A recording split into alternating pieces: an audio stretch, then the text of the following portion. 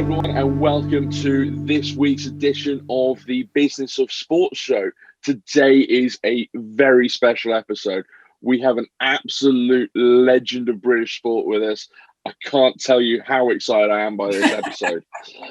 We have none other than Sharron Davies, MBE, with us today. Good morning, Sharron. Good morning to you too. What a nice intro. Thank you. Well, thank you so much for agreeing to be on the show today.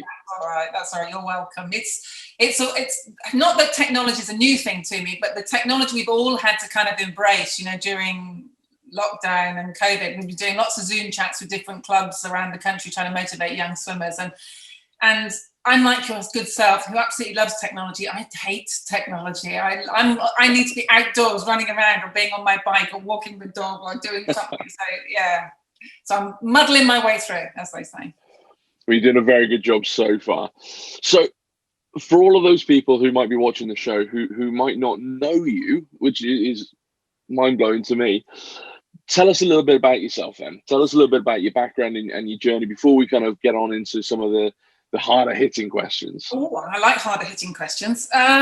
So my journey started, I'm a swimmer. I learned to swim like so many youngsters did, just for safety reasons. And I also rode ponies and did ballet and all sorts of things. But my swimming gradually got more important as I got better. And by the time I was 11, I was a junior international. And at 13, I went to my first Olympic Games. By this stage, I'm now training 4 or 5 hours every day. And that was kind of my career, really, was 3 Olympic Games over nearly 20 years, and poolside with the BBC for coming up to 11 games in total soon, 12 with Tokyo. So this year's been a very strange year, obviously not having the games. And then different things like Big Breakfast and Gladiators and all sorts of stuff going on in the background as well. So, yeah. Absolutely mind-blowing. I mean, when I was kind of doing my due diligence, my background research on you, I mean, some of the things I read was just absolutely phenomenal. You said about going to your first Olympics. You went to your first Olympics at the age of 13. Yeah, absolutely. That's just amazing. Yeah, but the weird thing is people always think, well, that must have been very scary. But actually, it's the opposite, because when you're 13, you're taking everything in your stride. You know that this is the beginning of your journey. And though it matters, kind of every time you get in the water, you swim faster just because you're growing, so it's a sort of natural progression. So it's not daunting, as in you don't think this is my last opportunity and this is where I have to win my medal. It was much more difficult 4 years later when there was all the expectation and, hope on my shoulders. So, yeah, I mean, and then I had 8 years away, which is probably more interesting, really, in some respects, that I left the sport for 8 years and then I came back and then at the ripe old age of 30 and did my last Olympic Games in 92. So 3 Olympic Games in 3 different decades. Absolutely mind-blowing. I mean, you said about it being, you think that it'd be daunting going to the Olympics, the biggest sporting events on the planet at the age of 13. Now, kind of one of the things that I was thinking about was not only is it something fantastic to represent, the entire country at that age, but how was the experience from, other athletes? Because you'd be coming up against people who are much older than you, who have, come through the ranks as well. And all of a sudden there's this 13-year-old on the scene, beating some of them and actually, building a huge reputation. How did other athletes take to you in your events? Swimming in those days was probably a younger sport than it is today. We now, with lottery funding and with fantastic programs in most of our major universities, certainly Loughborough, Bath, Stirling, Cardiff, we have great setups now where we support our elite athletes, and lottery as well makes a huge difference too. So we often used to push our athletes very young, very quick, and in some instances burn them out, which is why I did stop the first time around when I was 18, nearly 19 years of age, because I just needed a break. And in those days, you couldn't have a break. You either kind of did it or you didn't. So it was a bit of an enforced break, really. And then I got banned for being a professional because I'd received £40 for a TV program called Give Us a Clue. So I wasn't allowed to come back into the sport. Yeah, so that's how different times were to what they are now. It was, you were very professional in the way that you were training, i.e. 6 hours a day, but you weren't professional in the way that you were treated and the support that you had. So that, we're in a very, very different place with what we do with our athletes today than what we used to do then. And, you know, we've seen that. We've seen the results. We've seen the results that lottery has enabled our country to have at the starting with the Olympics in 2000, but obviously probably culminating in the Olympics really in London in 2012 when we had such an amazing time. And we were the only country ever to have gone to a post-home games and won more medals with Rio. So, yeah, it's a tall order for our guys next summer in Tokyo, I have to say. So, yeah, I mean, my big problem, particularly with my first career, was when I came up against the East Germans. So all of my silver and bronze medals are behind East Germans, every single one of them. So I would have been European champion at 14 and obviously Olympic champion rather than Olympic silver medalist if you had, you know, if we were able to take them out of the equation. And frustratingly for me, even though we know what they were doing and how they were doing it, down to, in fact, we know exactly what they were taking on what day they took. The IOC have still decided that it's not, that they don't want to open that can of worms and alter all those results. So that's very frustrating. And it was frustrating at the time because we knew it. You know, they looked and sounded like men, they performed like men, and they arrived on the scene when we'd never seen them before and smashed world records. And all these results were in the women's races, but not in the men's races. So it was incredibly obvious, but nobody was doing anything about it. And that's one of my big, I suppose, regrets, is that, you know, I had to deal with that. And many other people, I mean, I know British female swimmers that were 4th and 5th and 6th and never got on the Olympic podium and no one's ever heard of them. You know, and it's heartbreaking for them, really, because some of them could have been Olympic champions, but were 4th behind 3 East Germans. Yeah, I mean, we'll come on to that in a second, because I think that's quite an important thing for us to kind of discuss. But you said about all the funding and everything now, you said about being banned for 40 quid for a TV show. Yeah. Do you think if you could move your career from when you started to say, if you could do it like right now, you know, the 2012 Olympics, all of that, would you take that choice? Yeah, absolutely. You know, the way that we support our athletes now is amazing. And the profile that our athletes have and the ability to earn a wonderful living whilst being able to compete. Not that you do it for that. Obviously, you do not do it for that. But it's nice that that's there as well. So someone like Jess Ennis will never really have to work again in her life if she doesn't want to, because, you know, obviously she had fantastic sponsorship and commercial deals, whereas I left swimming in debt. I actually had an overdraft. Right. I turned up in London with all my clothes in the back of my car, and promptly everything got stolen the next day. So there I was at 19 with just the clothes I stood up in, and that was it. So it's been a very steep learning curve, you know, so that's how different it is really financially. And then you've got the sort of the sports science support that they have now, you know, and the pathways that they have now, and the junior youth Olympics and all these sorts of things, and they didn't exist. I mean, you know, you either got to go to the big boy Olympics or you didn't get to go to any Olympics because they didn't have these events in place. So there's been a massive change to the way that we look after our athletes, even down to the point where they're getting, you know, fantastic physiotherapy and biological mechanical help. And then, of course, you know, if they're struggling mentally as well, they have dips, they have help, you know, psychologically, whereas we didn't have any of that. My dad went to the PT in the Navy and got him to sort out my training program for me, because we were one of the first people to actually do a lot of out of water training. And so he thought, right, how can we do this? He's an ex-PT. My dad was ex-Navy. So he said, right, I'll go and talk to the PTs in Plymouth. That's where I'm from. And they wrote us a program, and we used to do it in my mum's living room. And we would move all the furniture out and move all this equipment in, and, you know, and so we were doing it, but we were doing it in not with any of the help that they have now. So not to kind of be controversial, but, you know, when you look back and you split the two kind of time periods, you go, right, at the moment everything is available to an athlete.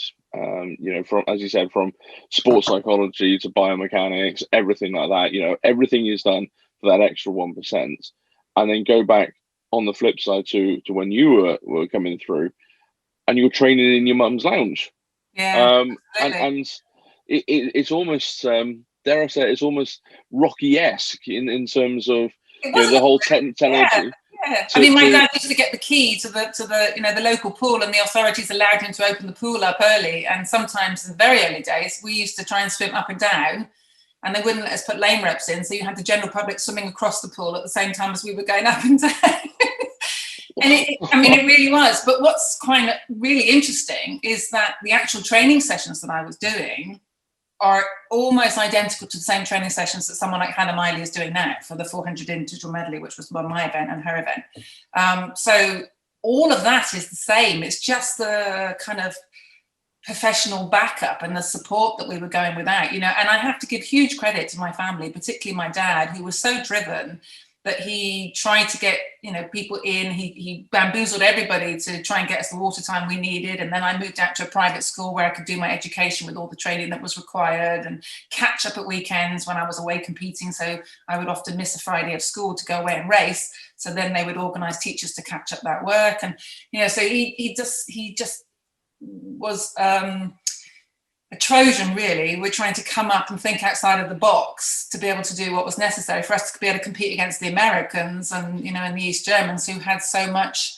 support already from their government or from their university system or whatever. Yeah. That's absolutely amazing. It just shows the power of family, really, as well, and kind of the drive. No sport is an individual sport. It does take a team to kind of, whether that's a family team or whether that's the more modern, massive teams behind individual athletes these days. That's fantastic. Peter Coe was very much the same with Seb. That was his dad was his coach, and it does create problems because it's quite tough having a parent as a coach, because it means you can't ever escape away from it. Yeah. You can't go home and moan about your coach because coach is there at the breakfast table. So it's very intense, I have to say. And probably one of the reasons why I stopped at 19, because everything was so very full on. I just needed this break. And then, as I mentioned, I wasn't allowed to come back until they put trust funds in, which was after the 88 Olympic Games in Seoul. And yet track and field had trust funds in 1980. So if you were Seb Coe and Steve Ovett, you could race every weekend, and Andy Norman could organise you to have lots of appearance fees, and it was put into a trust fund which paid your mortgage and bought your car, but swimming wasn't allowed to have that. So again, there's the irony. That's just crazy. And that's got to be frustrating from your point of view of going, the certainly from an Olympics point of view, the end result is the same. It is you're all going for a gold medal. And you're all going to represent your country and take that pride and passion, and yet others. I suppose it even comes down to things these days as well, in terms of different sports getting different funding and because there's different exposure in the media and things like that, and it's got to be frustrating from an athlete's point of view, or of being able to see over the fence and see that somebody else is not getting the handouts, but getting the support that actually we should be affording to all of our athletes who are competing on the world stage. Yeah, and we do. I mean, we obviously have to have a criteria for lottery funding. It's not a bottomless pit. So they are trying to come up with how they do that. And it does become a dichotomy. So if you're judo and you have had, wonderful success in the past, but somehow it's gone a bit astray, then you lose your funding. So if you're losing your funding, how do you then build up the next level of stars if you've got no funding? It's a catch-22. But that is the only way that they can kind of do it, is to say, right, we reward success. We put in hopefully enough money at base, Sports Council, UK Sport England, to create a sort of a ladder and a platform. And then those that are doing it really well will get rewarded. It was just very frustrating for me way back in the early 80s when some sports had one rule and another sport had a totally different rule. That would never happen now. You wouldn't turn around and say, right, everyone can be professional except for taekwondo. They're not allowed to. They've got to be totally amateur and they can't take any funding whatsoever, and they can't have any scholarships or sponsorship or anything. At least now we all have the same opportunities. And that was what was different. It was back in the old days when even with rugby, they had boot money. So the rugby players were being paid, but they were being paid boot money under the table rather than it being, all open and out in front of everybody else. So it was changing. Sport was evolving, and I was in that phase. And it would have been lovely to have gone to LA where there was no East Germans. That's the thing I'm most frustrated about. I could have finished my career, on a high. I wouldn't have even had to go any faster 4 years later to pick up more medals. I just would have had to do the same time. And that's what's really annoying for me, is that I didn't, wasn't able to do that. Yeah, and that was kind of, again, during my research, and it kind of even annoyed me as I was reading it, of going, when somebody has admitted that they are drugs cheat. There's no which way about it. They have taken substances to improve their performances, banned substances, and they've still got taken gold, and they're still recognised as the gold medal winner. Yeah, we've slightly touched upon it, but that has to be ridiculously frustrating from you. As you just said, you wouldn't have had to have swum any faster to have taken the number one podium position, taken gold, and that's a different kettle of fish then. I know. Well, I held the Commonwealth records for 12 years, and obviously the Australians are very strong swimmers. So I had the Commonwealth record for 12 years, and I had the British record for 24 years in my event. And you don't hold records for 24 years if they're not pretty decent records, especially as you said, with all the up and coming swimmers and things like that. So sometimes these days records are broken left, right, and centre. So to hold a record for 24 years, it is amazing, absolutely amazing. But would you exchange? I am a big believer that you have to look at life as your cup is half full rather than your cup is half empty. So I think to myself, well, I had a lot of opportunities to be involved with television, to work with the BBC, to be poolside. I was probably the first female person that came out of sport.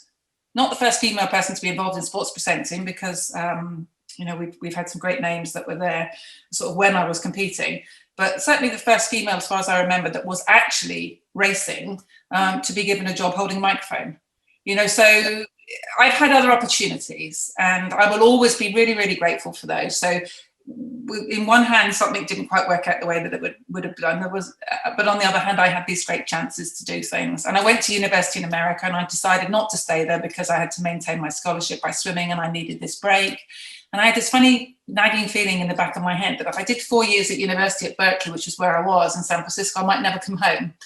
And I thought, no, I don't want to do that. I am very British. I want to come back to the UK. And then I came back. So yeah, and I'm just really grateful for the opportunities that I have had, and to be still involved in my sport all these years later, to have not missed an Olympic Games since I was 13 years old, and I'm very shortly 58, is I'm wonderful, and I love it, and I feel so privileged to be there and be the person that puts the microphone in front of their face. I remember watching Mark Spitz win his 7 gold medals. That was my eureka moment as a child, with his handlebar moustache and his big row of medals. And then when Michael Phelps won his 18th gold medal and became the most decorated Olympian in history, because it was London in 2012, BBC were in host broadcasting position, and I got to be the first person in the world to speak to him at that moment. And I just felt like my whole kind of career had done this massive circle, and how cool was that? So there's been some really lovely kind of moments in my life that I wouldn't trade for anything. Talking about trading, so would you trade the world records for that gold? Ooh, that's a good question, isn't it? Often Olympics aren't necessarily won in world records. What we find now, and what we will particularly find in Tokyo, because they're swimming the finals and the heats in opposite way round, which they really shouldn't, but they're doing it for American television, is that we get a lot of world records broken in semi-finals when the pressure is slightly off, and then when it's the Olympic final, it's all about where you come. And then sometimes people just very slightly tighten up, and then it's racing rather than racing the clock.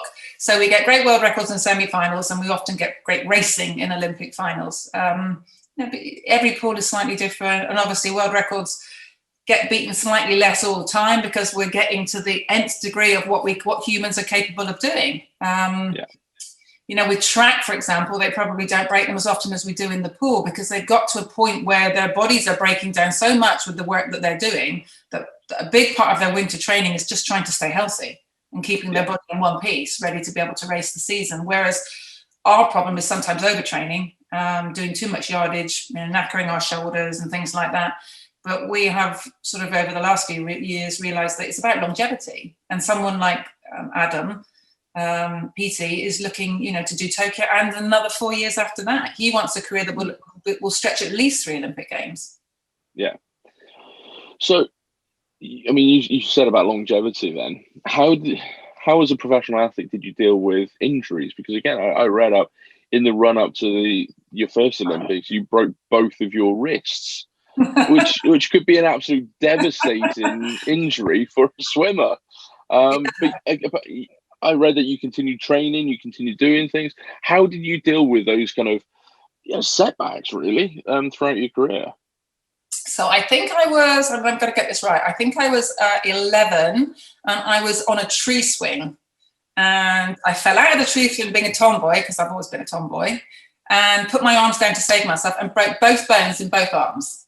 So they look like, like Zeds. I was out there by myself. I picked my watch up between my two fingers, walked home, walked into the kitchen, said, "Dad, I think I've broken my arm." And he said, "Oh, for goodness sake, Sharron, support it with the other." I said, "Nope, I think I've broken that one as well." So I went to the hospital and had this plaster put from here to here, and I couldn't do anything. After 2 days, my fingers went blue. We went back to the hospital. They replastered one arm because they'd made it too tight. Then 2 days after that, they rang up and said, "Oh, we forgot to x-ray you. You need to come back in again to make sure we'd set it properly." They hadn't. They had to re-break it and reset it. And on the way home, my dad said, "Oh, you've missed a week's training, Sharron." And I went, "Well, I know." And he went, "Well, that's not good, is it? The rest of the world is still training." And I went, "Oh, I guess so." So we went by Tesco's, picked up a load of Tesco's plastic bags, and he sellotaped them all over my plasters. And I just carried on with 2 broken arms.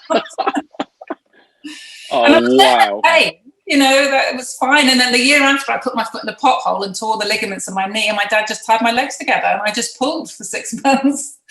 So those are the 2 years previous to the year that I went to the Olympics. So yeah, balanced it out. Legs 1 year, arms the next. Yeah.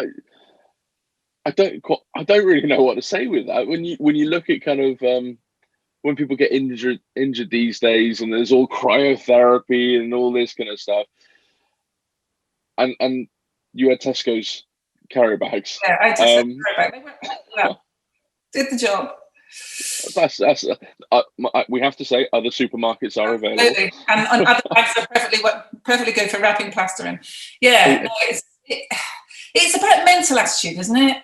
I think it taught me that we're so capable of doing more than we think we are, and we're so much tougher than we think we are. And if it doesn't kill you, it makes you stronger. Basically. And I think a lot of sport is about mental strength. And it's really underrated how important that is. So you can physically have everything going for you, but if you haven't got that mental resilience and that ability to get up every time you get knocked over, and you will get knocked over, that's sport. But if you haven't got that ability to get up and find a way around it, to find a solution, then ultimately you won't succeed. You'll just be an also-ran. So it's those. If you look back to anybody that you admire in sport, they will have all had dark moments, things where were real challenges, and that they had to find their way through. Yeah, and I mean, one of my favorite quotes from films, I actually have it on my wall in my office, is one of the quotes from Rocky about saying that life isn't all sunshine and rainbows. It's not about how hard you can hit. It's about how hard you can get hit and keep moving forward. And I think, that's a very, very poignant thing. Again, as an athlete or even actually in business, you have ups and downs. You don't win a deal. You don't win a race, or you have a bad training day. For some people that can really knock them for 6 and actually really take them off their path and they kind of focus on their journey and where they actually want to get to. So how, through your career, these days, the sports psychologists and all that kind of out there, but during your career then, certainly those early days before you took a break, how did you deal with the kind of mental side of things and that focus and that drive to kind of keep moving forward? Because there had to be days, certainly when you broke your arms and they had to re-break them, there have to be times where you have to go, is this really worth it? How did you deal with those times? It was always worth it. There is something innate about wanting to win a race which you cannot put there. So again, it's one of those things where, are champions made or are they born? Well, it's a bit of both, because obviously you have got to have a little bit of luck to stumble on the sport that physically you're absolutely perfect for, because the world is so competitive now that you're never going to get, a 4-foot basketball player or a 7-foot gymnast. You're not. They have to have the right physiology to fit their sport, because the difference is so tiny. But then you have to have that mental toughness. And then you have to be able to have the right coaching, the right access to training, the right nutrition, hopefully not get injured. So there's so many things that go into that cake to make it perfect. And for it to just happen to be baked on the day of the Olympics, absolutely 100% right. All of that's got to come together. So yes, but I think probably one of the biggest ingredients is that mental resilience, to be able to understand that everyone's in this together. We've all got question marks, we've all got doubts, we've all got issues, we all have challenges, and mine, are just the same. And I always remember thinking how, just being incredibly nervous before a competition and looking across at the other 7 people and just thinking, well, they all feel the same. And some of them might be able to cover it up a little bit better than me, but deep down, I all know that they're just as nervous as I am. And I expect some of them are even more nervous than I am. So that's the way that I kind of used to deal with it, really, was, and also sport's very, very important. If you've trained for 10 years of your life for a race that's going to last 4 minutes, the nerves that you get before that race are extraordinary. If someone had given me the opportunity to run away pre-Moscow, I would have done it. But when the gun goes and you start, you go into automatic mode, having trained for 10 years for 6 hours a day, it's just ingrained. And ultimately, it's still not life and death. Even if you don't win that race, even if something goes wrong, that's why it's important to still have family that love you, and careers and hobbies and things that you're passionate about outside of just sport. It's really healthy to not have all of your eggs in one basket. And I always give that advice to anyone that's involved in sport nowadays.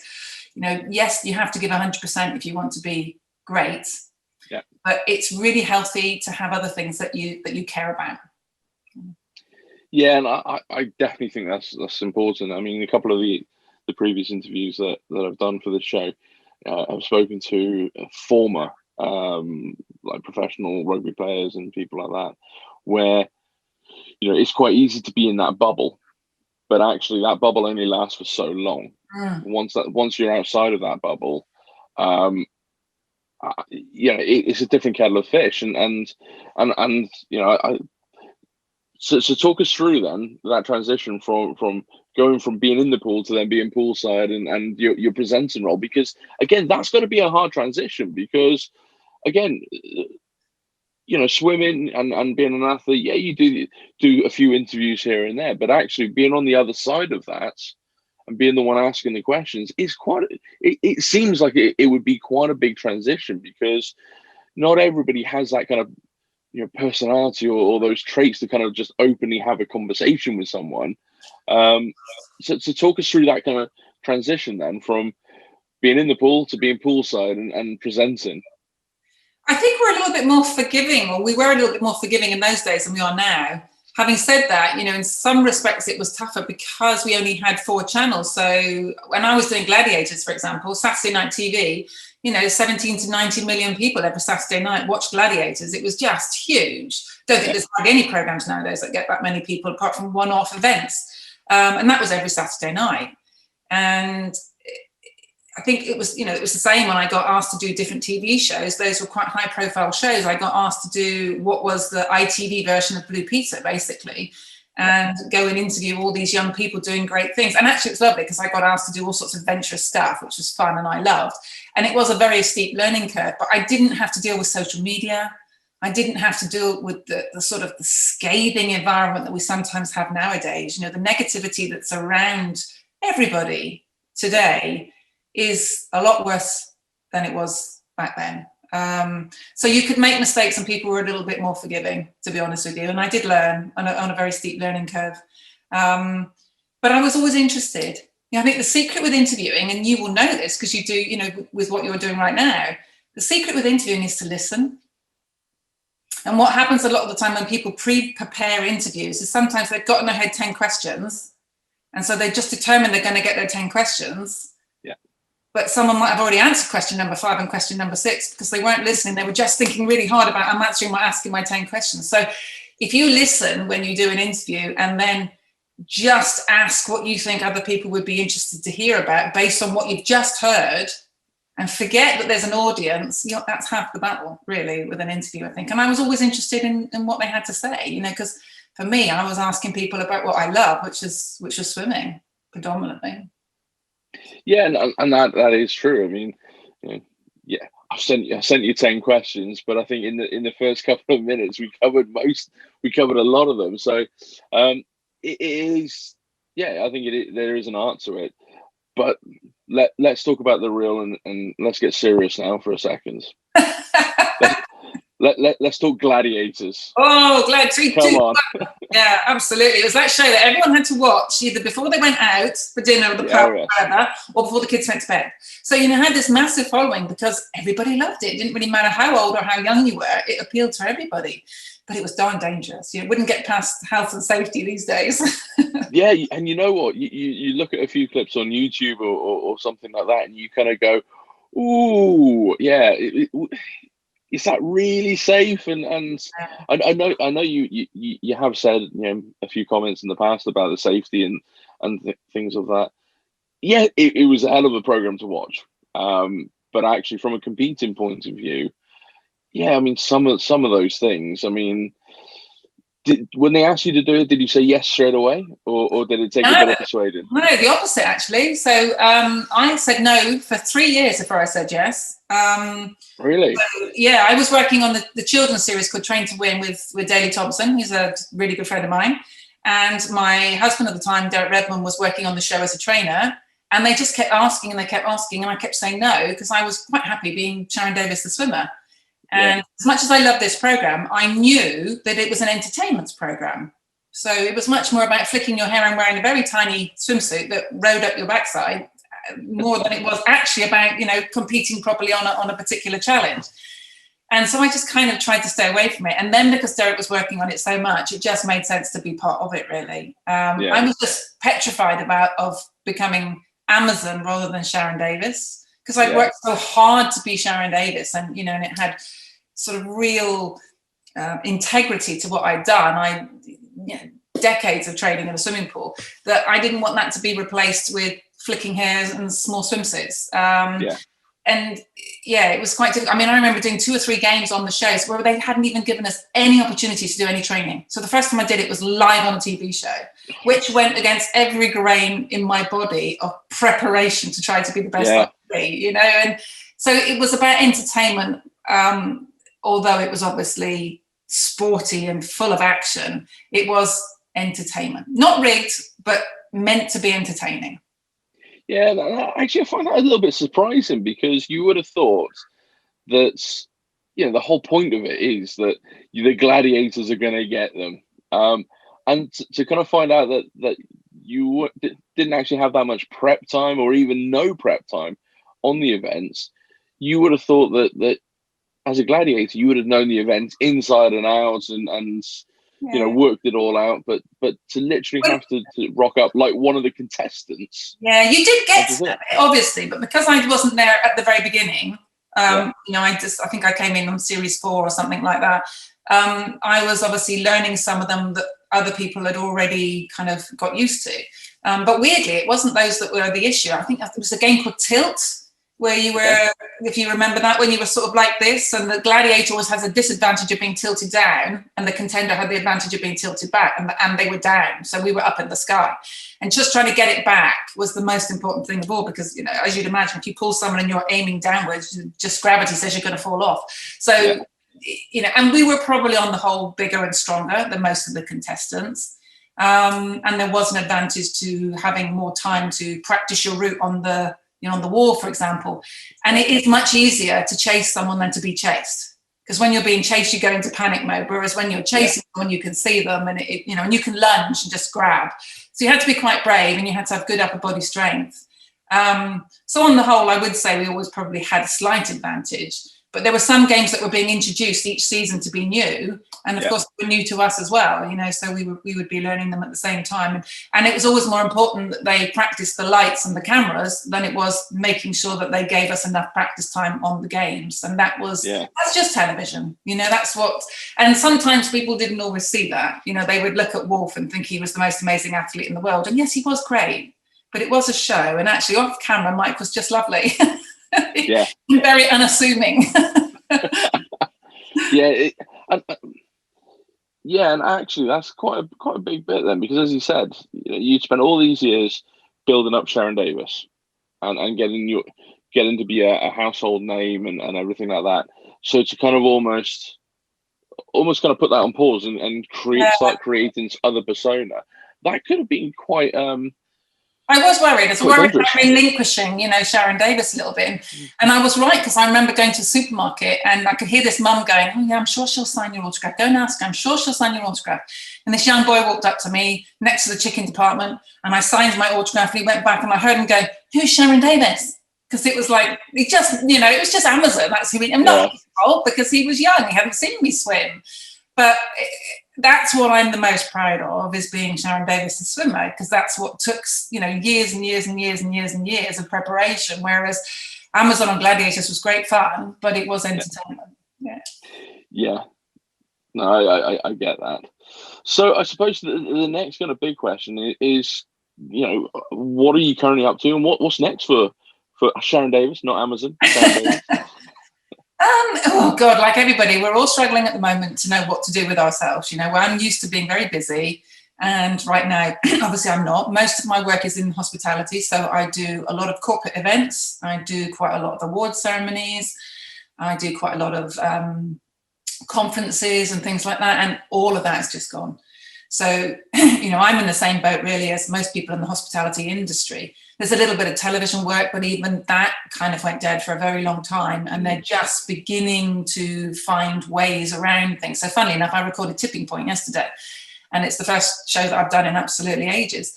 And it was very different to the way we would normally do it, because we were all stuck in caravans away from each other. We had to have a COVID test at the weekend. Then on set, we couldn't touch each other or hug each other, or, it was very, very weird, but obviously we have to abide by the rules. And I was very grateful that we could even do it. But so life is not normal for us any more than it is for anybody else, really. Yeah. The thing that keeps me sane is I love my bike. So I'm out on the bike quite a lot. I've got 3 kids. My youngest is still only 13.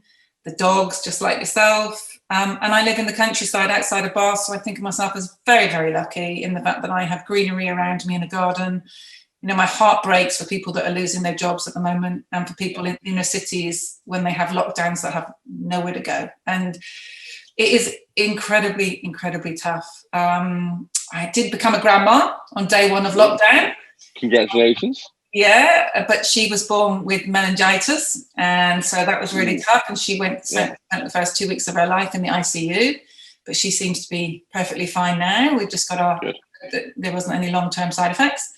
And I just got the same challenges that everyone's got, really. And if I'm honest, it's fitness and health that keeps me sane, because being able to go in a gym and work out or get outside on my bike is just my freedom, really. Yeah. Now, you said about being on Tipping Point. One thing I forgot to put into this is I was going to start throwing some random quiz questions at you in preparation, because as we were planning at school, you said you were on standby for Tipping Point, so I thought I'd try and help you out with some random quiz questions. I got called in yesterday, which I've been on standby a few times. It's a show that gets recorded locally here in Bristol. Yeah. And so I'm the perfect person to have on standby, because obviously I'm close to home. So I've done it a few times for them. But actually I got called in yesterday because of COVID, and because people were sort of, have potentially been caught with a positive test. So it was. How did you do? I can't tell you. I told you I'd have to kill you. That's the problem. No, no, they are big secrets. Yeah, they are big secrets. The one thing I would say is that the celebrity shows that they have been recording, the ITV are giving away a great deal of money to charity at the moment, which is wonderful, because obviously so many charities have really struggled. We haven't been able to do our normal things for charities, including the London Marathon and everything. And so many of them are at breaking point. So yeah, well done ITV on that front. Definitely. Well, what we'll do as well is in the description and everything of this video, since you just mentioned meningitis, a family member of mine has had that as well. So we'll put a link to a meningitis charity in the video as well. So you can a strep B, if you don't mind as well, pop that one on there, because it was strep B that got transferred from mum, who didn't know she had it, which we're one of the few countries in Europe that doesn't test for it. And so she didn't know she had it. She had preeclampsia and a difficult labour. Strep B got passed to little Aria, and then Aria developed meningitis. So I think if we can make more people aware that strep B is something which people carry sometimes totally unbeknown to them, Yeah. And then if they do have potentially sometimes difficult births, this can get transferred and it can be incredibly serious. So yeah, it's just awareness is always good, isn't it? Definitely. So we'll put a couple of links in the description for the video. Any donations more than welcome and much appreciated. So the final thing I've got to ask you then, not about gladiators. Okay. So we've talked about a lot in terms of mindset and preparation and everything like that. And what I always ask my guests is for the 3 tips that can kind of transition from sport to business about, what would be the advice that you would give to people, kind of either building a business or building a career in sport or anything really. What's the 3 things that you would say? I think resilience is probably number 1. Because I think in life we do get knocked down. I think sadly we're not always building resilient children at the moment, and life is really tough, and we all get really tough, horrible days. I was going to swear then, but I didn't. I helped myself, and it doesn't mean that you're a failure because you have a really bad day. It just means you're human. Yeah. So I think we need to try to get people to understand that life has massive ups and downs. And that's just part of life, and so rather than be a victim, try to understand that, dust yourself off and start again and realize that you're really having the same experience as everybody else. And I think the other one is preparation. If you're going to be a great athlete, you have to put the preparation in. It doesn't happen by accident. You have to surround yourself with the right people, make sure that you're eating the right food, you're sleeping, you're getting the right coaching, and you're doing the work. Nothing comes for free. And sport, I suppose, is still an absolute bastion of hard work gets results. We live in a world of 5-minute fame, sadly. Yeah. And sometimes young people think that they're all entitled to 5-minute fame. And really, we're not entitled to anything. We have to work for everything. That's what we should be trying to teach kids, is that you work for your results. And it's an odd world that we're in at the present, made even more odd with COVID. So that resilience, that attitude to hard work will always pay dividends. There's always a tiny bit of luck. Being in the right place at the right time is a benefit. But I remember being on a cruise ship with a load of other athletes who were doing some work together, and we worked out that luck is where hard work meets opportunity. That's the definition of luck. So whenever I'm doing my motivational talks, I always say to people, I wish you opportunity rather than I wish you luck, because I think then it's down to you to take advantage of those opportunities.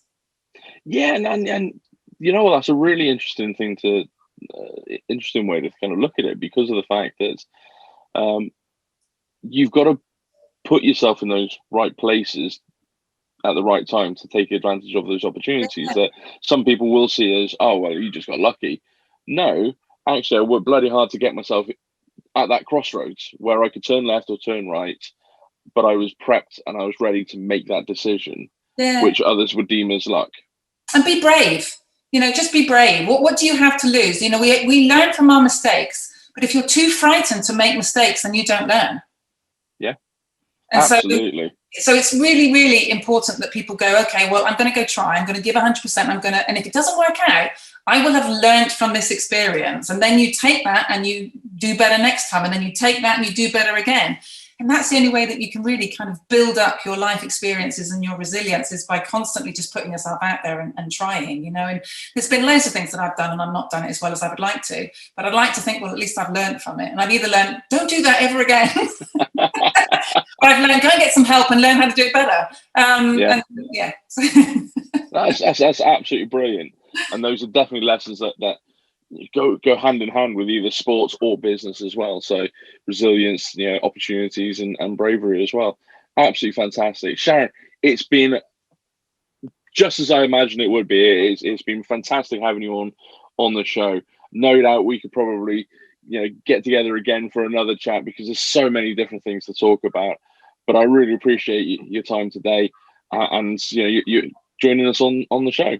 Absolutely. And everybody out there watching, and yourself included, take care at the moment, do all the things that we're supposed to do, and just cherish the people around you, because no one knows what's going to happen next week, do we, at the moment? What a perfect thing to end the episode on. Thank you so much, Sharron. Thank you. Thanks, everyone. Bye.